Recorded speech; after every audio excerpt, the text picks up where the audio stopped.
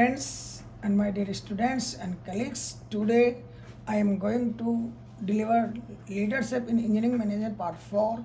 We discussed on part 1, part 2 and part 3 different functions of the leaderships of the engineering management we can discuss already, and part 4 we are going to discuss about coordination of the leader between project leader और project manager है। यानी कि project leader और project manager के बीच में leader जो भी lead करता है उस फंक्शन को कैसे कोऑर्डिनेट करता है। उसके बाद project leader set the direction. Project leader का क्या काम था, वो डायरेक्शंस को दिशाएं तय करता है कि हमें किस डायरेक्शन में काम करना।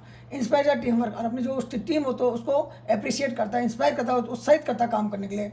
अलाइनमेंट एम्प्लॉयज, और एक कोऑर्डिनेशन बनाता है, अलाइन करता, बांधता है एक दूसरे से एम्प्लॉयज़ के बीच में। और मोटिवेट एंड सपोर्ट, और उनको मोटिवेट करता है और सपोर्ट करता है कि हमें जो वर्क कर रहे हैं वो मोटिवेट करते हुए आगे सपोर्ट करते हुए आगे बढ़ना है।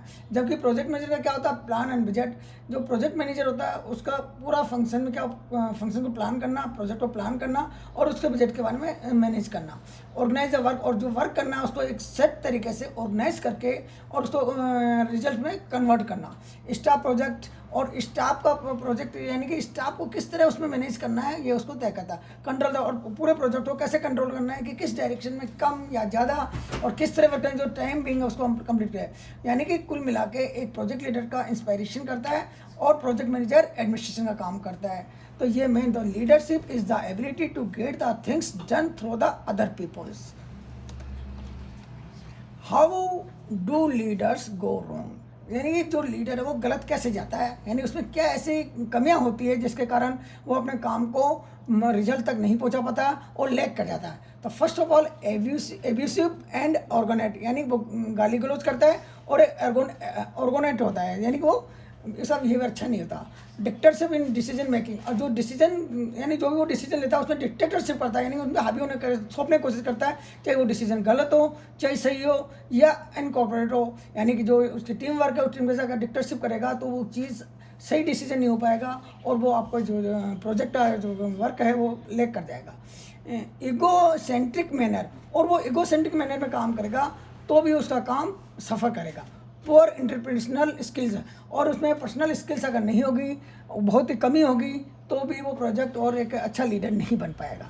एब्सेंस ऑफ द प्राइज और एफर्मेशन, यानी कि किसी जो टीम है वो काम करती है, अच्छा वर्क करती है, उसको अप्रिशिएट नहीं करता है और एफर्मेशन नहीं देता है, उसको अवार्ड नहीं देता है, तो एक लीडर की ये बहुत बड़ी कमी है। लैक ऑफ द, एक लीडर में डेलीगेशन करना, लैक ऑफ द डेलीगेशन, अगर उसमें डेलीगेशन करना नहीं आएगा, कोई चीज़ डिलीवर करना नहीं आएगा, बताना नहीं आएगा, एक्सप्लेन करना नहीं आएगा, तो एक लीडर का ये एक अच्छा गुण नहीं है। और एक लीडर में पुअर कम्युनिकेटर होगा, यानी वो अपनी बात को दूसरों के सामने अच्छे से नहीं रख पाएगा और वो समझा नहीं पाएगा, तो भी एक वो लीडरशिप के गुण नहीं होता है। Oblivious to the corporate culture, और जो कॉर्पोरेट कल्चर होता है यानी टीम वर्क में मिलजुल के काम करना, टाइम बाउंड सारी चीज़ें अगर उसमें वो नहीं करेगा तो ऑब्लिवियस होगा, तो उसका वो एक लीडर के गुण नहीं होते। और एक पुअर लिसनर नहीं होना चाहिए। एक लीडर है उसमें अगर लिसनिंग क्षमता नहीं है, सुनने की क्षमता नहीं है और किसी बात को पूर्ण से सुन के उसका रिप्लाई नहीं करता है, तो that is a not good manner of a leader. How do leader go wrong, एक लीडर गलत कैसे हो सकता है, कैसे जाता है, यानी कि एक लीडर कैसे गलत जाता है। Some leaders fail because they are oblivious of the corporate culture, और जैसे कि प्रीवियस लिस्ट में हमने देखा कि अगर वो oblivious of the corporate culture के अनुसार कार्य नहीं करते हैं, एक set skill, good skills, good listener, good manners और अप्रिशिएशन और टीम वर्क के रूप में काम नहीं करता, तो वो लैग कर जाता है। Can you imagine an outsider come in your run your company, can you imagine an outsider coming in to run your company, क्या तुम इमेज करते हो कि बाहर का आदमी आके तुम्हारी कंपनी को चलाए। Can you write down your companies mission statement, क्या आपने जो कंपनी का जो मिशन है उसको लिख सकते हो। In its core values, why is this important, इसकी कोर वैल्यूज़ क्या है, ये इंपॉर्टेंट क्या है।